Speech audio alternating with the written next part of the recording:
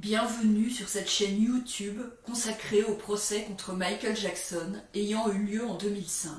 Sur cette chaîne, je résume le procès jour après jour en m'appuyant sur la retranscription du procès venant du tribunal de Santa Maria en Californie. Si vous ne l'avez pas déjà fait, je vous recommande fortement de visionner mes vidéos précédentes afin d'avoir une vision précise du déroulement de ce procès et de prendre connaissance de l'ensemble des informations. Dans la vidéo d'aujourd'hui, je vais résumer le déroulement du procès le 3 mai 2005, 43e jour du procès après la sélection du jury. L'accusation appelle comme témoin David Saunders, enquêteur pour le bureau du procureur. Il a dû analyser aussi des relevés d'appels téléphoniques. Le 2 mars 2003, un appel a eu lieu entre Frank Cassio et Evie Tavaski. Paul Hugo a passé des appels depuis le Brésil. Il a appelé Vincent Amen, puis Frank Cassio a appelé Vincent Amen. Frank Cassio a appelé Paul Hugo. Paul Hugo a appelé Neverland. Le 3 mars 2003, des appels ont eu lieu entre Vincent Amen et Neverland, et Frank Cassio et Neverland. Il y a eu des appels entre Evie Tavaski et Neverland. Le 4 mars 2003, Paul Hugo, depuis le Brésil, a appelé Vincent Amen et Marc Chaffel. Vincent Amen et Frank Cassio ont passé des appels à Neverland. Robert Sanger fait remarquer que Paul Hugo était un associé de Marc Chaffel. Il fait remarquer qu'Evie Tavaski avait plusieurs numéros et que l'on voit l'un de ces numéros appelant un autre numéro associé à son nom, donc ces numéros pouvaient être utilisés par d'autres personnes. L'accusation rappelle comme témoin Jeff Klapakis, qui confirme avoir téléphoné à un numéro la veille qui était celui de Bradley Miller. Il confirme qu'il sait que Bradley Miller est un détective privé qui a travaillé pour Marc Geragos et pouvait être en communication avec lui. L'accusation rappelle comme témoin Craig Bonner, qui confirme avoir obtenu des relevés téléphoniques concernant Bradley Miller. Il dit que Bradley Miller avait un numéro enregistré sous le nom Hamid Mozafarian. Les relevés montrent qu'il a reçu ou passé des appels à Frank Cassio, Vincent Amen et Evie Tavaski. Il confirme avoir trouvé chez Marc Chaffel une vidéo où on voit Michael Jackson parler à Martine Bashir et demander « un petit peu de jus de Jésus, un petit peu de vin ». L'accusation rappelle comme témoin Steve Robel, qui confirme avoir fait une interview de Debbie Rowe le 3 mars 2004. Il dit que Debbie Rowe a fait allusion à Michael Jackson en le décrivant comme un sociopathe et en disant que ses enfants étaient comme des possessions.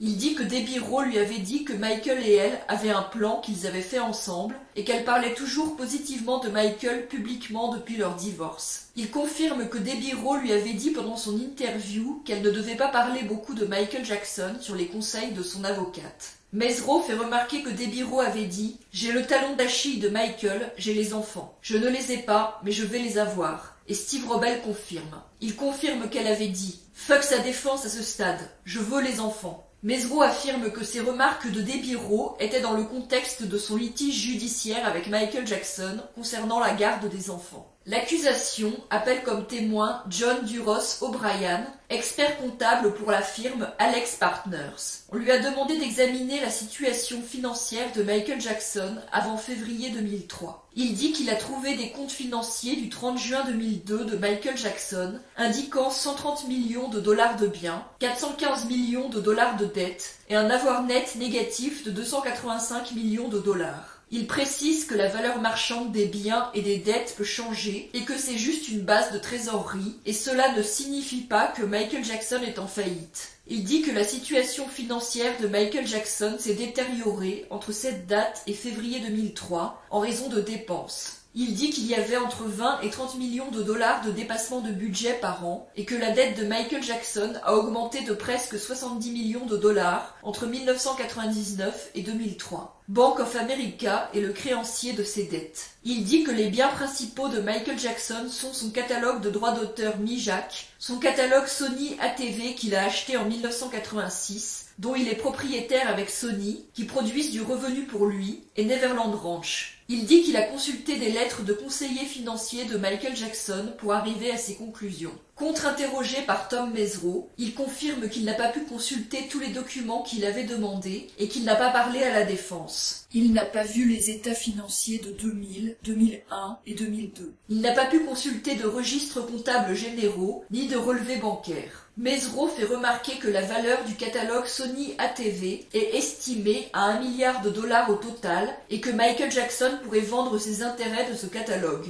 Il fait remarquer que David Legrand conseillait Michael Jackson en 2003 pour gérer sa situation financière et qu'il existe des documents qui le montrent. Dans une lettre du 19 mars 2003, David Legrand conseillait à Michael Jackson de vendre ses intérêts sur le catalogue Sony ATV, ce qui lui aurait permis d'avoir 200 millions de dollars une fois les dettes réglées. Mesereau fait remarquer qu'on avait proposé 100 millions de dollars à Michael Jackson pour faire une tournée en 2002. Il fait remarquer que Michael Jackson n'a jamais été en faillite et O'Brien confirme « Pas à ma connaissance ». Mesereau fait remarquer que Michael Jackson avait la possibilité de commercialiser des produits dérivés à son nom. O'Brien admet qu'il n'y a pas eu d'évaluation de la juste valeur marchande des biens possédés par Michael Jackson, la valeur prise par Neverland et ses catalogues au fil du temps. Il affirme qu'en faisant une analyse des liquidités de Michael Jackson, sa part du catalogue Sony ATV avait une valeur de 200 millions de dollars en février 2003. Il affirme qu'en 2003, le catalogue Mi-Jacques avait une valeur entre 75 et 80 millions de dollars. L'accusation appelle comme témoin Rudy Provencio, entrepreneur indépendant pour le placement de musique dans les films et à la télévision. Il connaît Marc Chaffel depuis 1983 ou 1984. Rudy Provencio a été invité à participer à la préparation du single caritatif What More Can I Give à partir de 2001. Le single devait être commercialisé comme une sorte de nouveau We Are the World avec un grand nombre de chanteurs. Il a eu une première réunion avec Marc Chaffel et Michael Jackson en juin 2001. Il a reçu son dernier chèque le 25 février 2003. Il était manager de Neverland Valley Entertainment,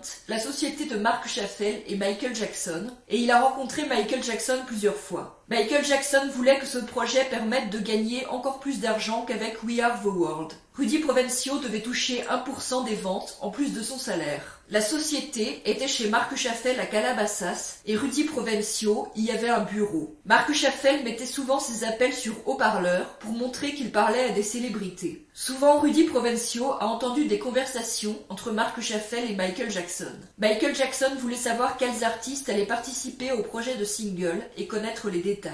Marc Chaffel et Michael Jackson avaient obtenu un prêt de 10 millions de dollars pour ce projet. Marc Chaffel avait retiré 2 millions de dollars à sa banque de Santa Monica pour commencer le projet. C'est ici que se termine ce résumé de la journée de procès. Si vous voulez lire la retranscription du procès, vous trouverez le lien de la retranscription sous la vidéo. Si vous appréciez mon travail, je vous encourage à vous abonner, à liker la vidéo et à la partager.